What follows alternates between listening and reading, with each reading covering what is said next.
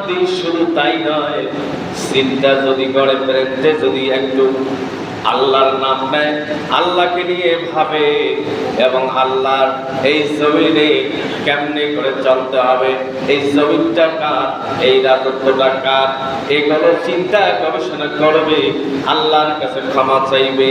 সে বিষয়ে আল্লাহ পাক আরো বলেন, যদি কোনো বান্দা বান্দি হিসাব করে চিন্তা করে, পরকালের দিনে সাহায্যকারী কেউ থাকবে না।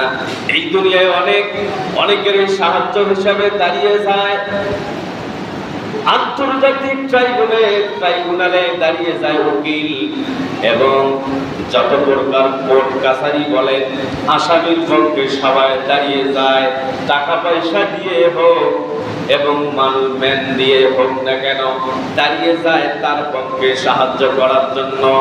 রব্বুল আলামিন বলেন, আলাম তা'লাম আন্নাল্লাহা লাহু মুলকুস সামাওয়াতি ওয়াল আরদ ওয়া মা লাকুম মিন দুনিল্লাহি মিন ওয়ালিয়্যিন ওয়ালা নাসীর।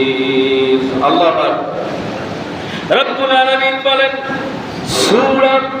সূরা নাম্বার 2, সূরার নাম বাকারা, সূরাতুল বাকারা, আয়াত নাম্বার 107। মহান আল্লাহ তাআলা বলেন, হে নবী, আপনাকে আমি বলি, নবীকে বলা, নবী তো চলে গেছেন, ওই কথাগুলো আপনার আমার জন্য, আল্লাহর কথাগুলো। তুমি কি জানো না যে আসমান ও জমিনের রাজত্ব আল্লাহ? এটা কি তুমি জানো না? এবং আর আল্লাহ ছাড়া তোমাদের কোনো বন্ধু সাহায্যকারী নেই।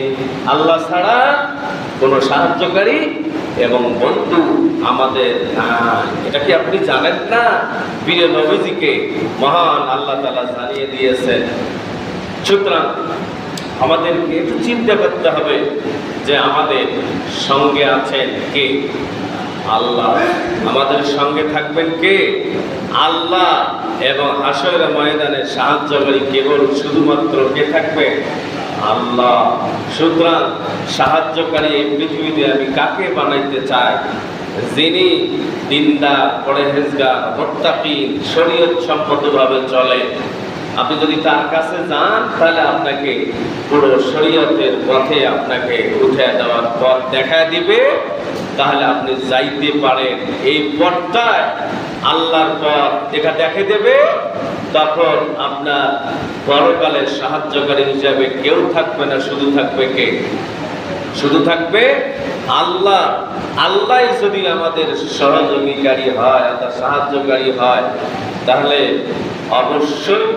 অবশ্যই আমরা নাজাত পাবো। আল্লাহ যদি হাশরের মাঠে সাহায্যকারী না হয়, তাহলে আমাদের ক্ষতি হবে। ঠিক না বেঠিক? আমাদের ক্ষতি হবে। আজকে সারা পৃথিবীতে, সারা